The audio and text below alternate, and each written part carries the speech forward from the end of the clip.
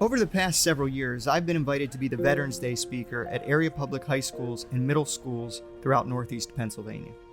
As a graduate of the Air Force Academy and a former Air Force captain and OSI special agent, I'm frequently asked to speak at events honoring our military. However, speaking to teenagers is an altogether different and terrifying experience. During more typical speaking engagements, the audience are there to hear what I have to say specifically. Speaking at a high school, well, they have to be there.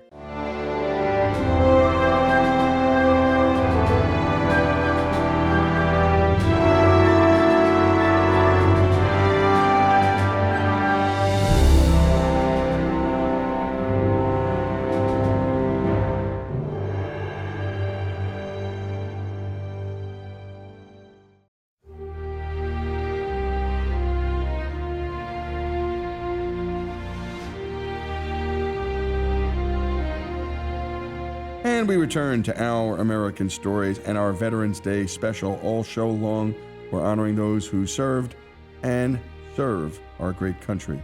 Up next, a story from Vince Benedetto, a friend and a veteran, and founder, president, and CEO of Bold Gold Media Group, which owns and operates radio stations throughout Pennsylvania and New York. Today, Vince shares with us the story of who he considers to be America's first true superhero. Take it away, Vince.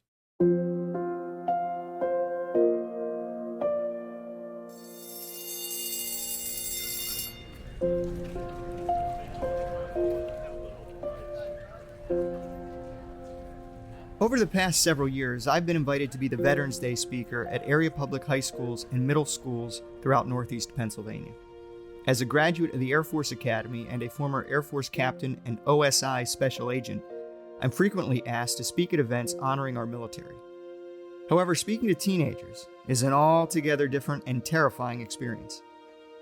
During more typical speaking engagements, the audience are there to hear what I have to say specifically. Speaking at a high school, well, they have to be there. One's thoughts immediately go to how to say things differently to them, in a way that will connect, keep their attention, and hopefully illuminate something that will contribute to their lives during their most formidable years.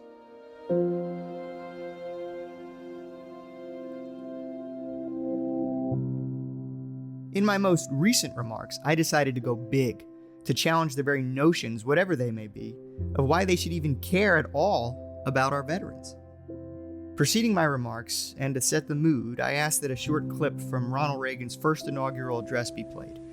It's the part where the newly sworn-in president is essentially giving his audience a tour of the Washington Mall. He's pointing out the major monuments representing the giants from our history. Standing here, one faces a magnificent vista. At the end of this open mall are those shrines to the giants on whose shoulders we stand. Directly in front of me, a monument to a monumental man, George Washington, father of our country. A man of humility who came to greatness reluctantly. Those to Washington, to Jefferson, and to Lincoln. But shortly after, he turns his attention to those, quote, sloping hills just beyond, to Arlington National Cemetery. With its row upon row of simple white markers bearing crosses or stars of David, they add up to only a tiny fraction of the price that has been paid for our freedom. From amongst those thousands upon thousands of white markers, he resurrects the story of Martin Treptow. Under one such marker lies a young man who left his job in a small-town barber shop in 1917 to go to France with the famed Rainbow Division.